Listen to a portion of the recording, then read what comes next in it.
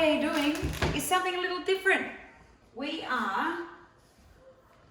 No, it's the same. I always forget my knife.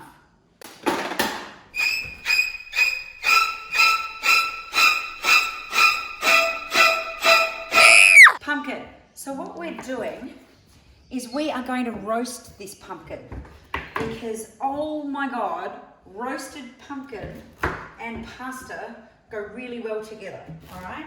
So I am going to get rid of, oh, don't film in the sink. Oh my God. Okay. See that? You know what helps you peel, like get shit out of the seeds out of the pumpkin? A knife? No, a tongue. Like that, you go, really does. And then I'm going to chop it up into squares. I'll show you a little bit, okay, Alex, for your benefit.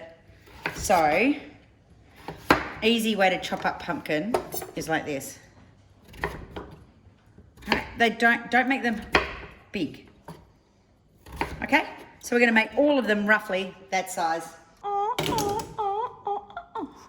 What we're going to do is get this here, pumpkin, like that. We're going to pop it on this tray. Okay, I'll pop it on this tray.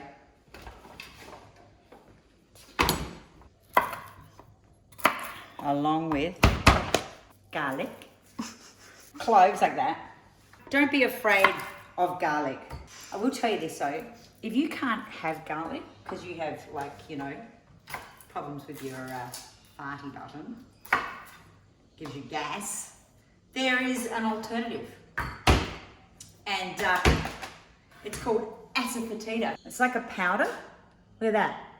And it tastes like garlic. It's an Indian spice, but it adds the same flavor as garlic, and that's how you spell it. Can you see that? A-S-A-F-O-E-T-I-D-A, asafoetida. You get it in the spice section at the supermarket, little packets. Tastes like garlic. It doesn't give you onion. Alrighty. Now bear in mind that after we roast this pumpkin, we're going to reserve about 1/3 of it to put in with the pasta, and then the rest of it we're going to put in a food processor and blend it up to make a smooth, creamy sauce. Alrighty? So let's just, you know, so we don't have to be too particular, because I'm just going to roast these. I don't mind a bit of chunk.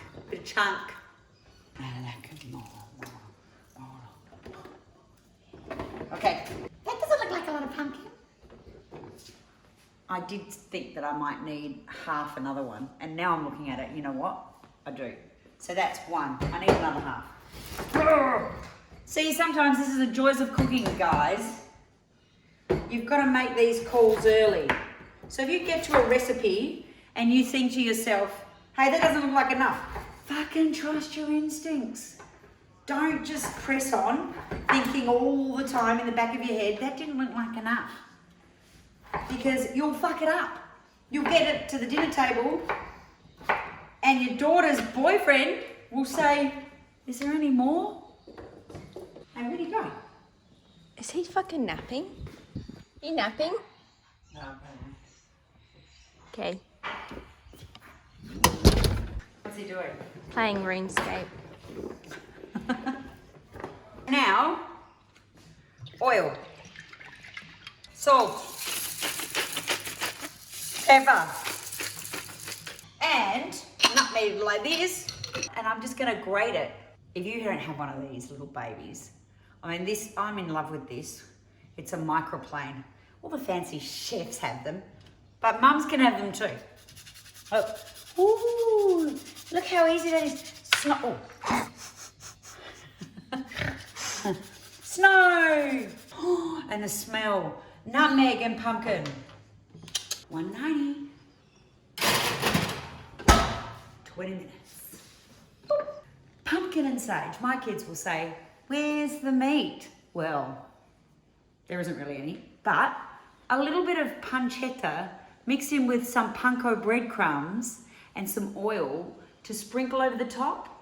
I can't remember what they call it in Italian. panagrata or something like that. That's what we're going to do next while we're waiting. Okay, so you get a bit of garlic like this.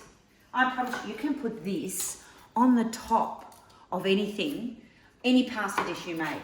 You can even use it on the top of a salad if you want. It's just so good. All right, so, and I'm going to thinly slice garlic like that. See that? Nice and thinly slice it. Notice I haven't turned the heat on yet, because I'm not gonna. In fact, I'm not gonna put oil in there, because the oil's gonna come from this. The oil is gonna come from the pancetta. Another trick I learnt in my days is when you're cooking bacon or pancetta or anything like that in a pan, like this, you let the pan heat up with it in there so that it slowly renders, how's that for a terminology? Renders the bacon or the pork or the pancetta or whatever, okay? So it slowly, and then what happens is all the oils release and it cooks, caramelizes. That's right there. And then when they all start sizzling in their own oil, that's when I add the panko breadcrumbs.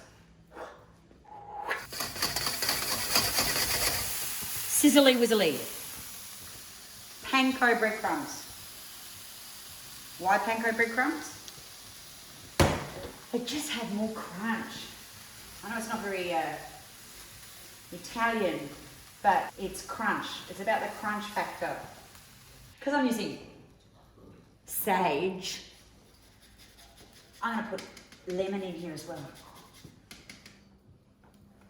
Okay, so look at that. See? You know what I'm going to do now?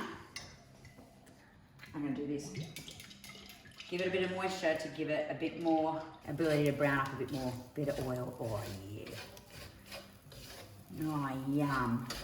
This is a bit like the flippin' flaked almond things. You know when you cook those flaked almond things and you put them in and 2 seconds later they frickin' burn?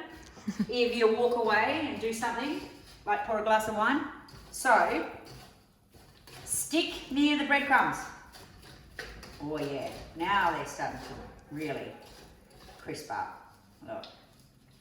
So what I'm going to do, Alex, is I'm going to turn off this heat and just let them sit there and they'll just keep toasting away.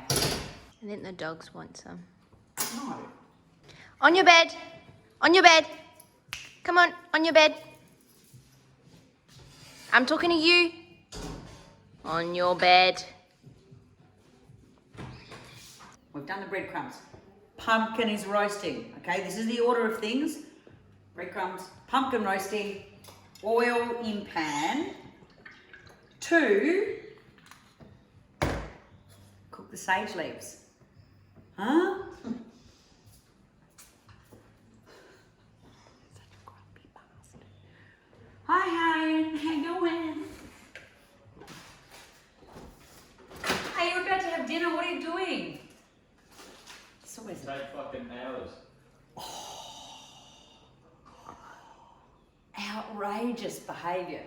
Where's the wooden spoon? Oh yeah. You'd love that.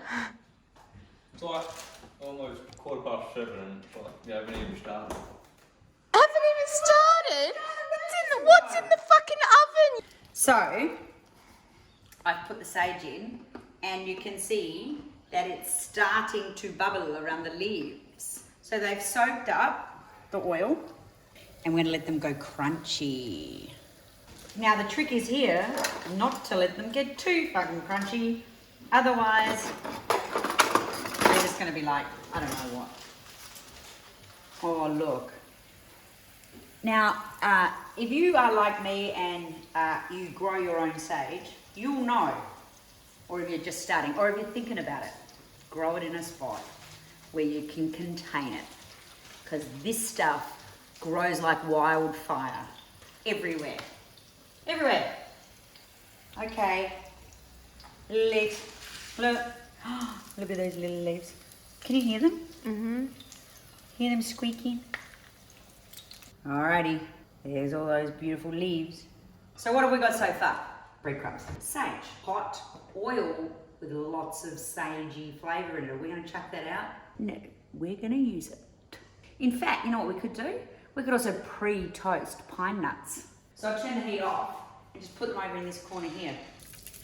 Wow, and they're going to soak up the flavour of the sage.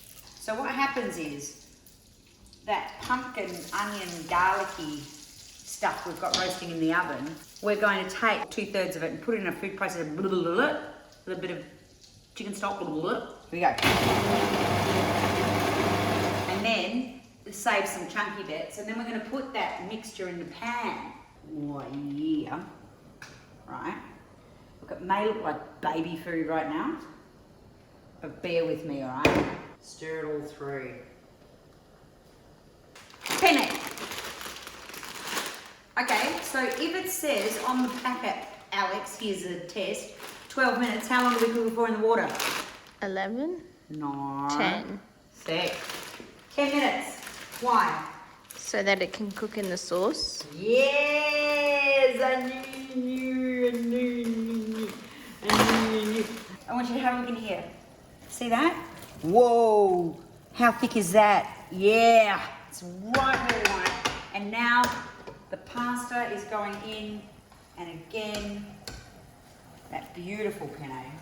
In it goes, stirring it all through, making sure that that pumpkin gets right through that pasta. Like little straws, they soak it all up. Remember that pumpkin that we reserved earlier? In it goes. So then you've got some texture in there. Okay, look at that. And now, look at this. Oh my God. How good does that look?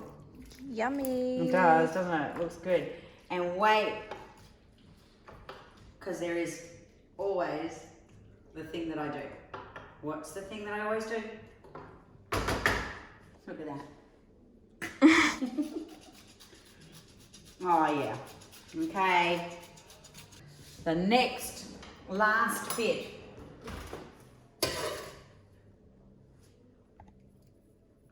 How's that? Bit of pepper, and voila.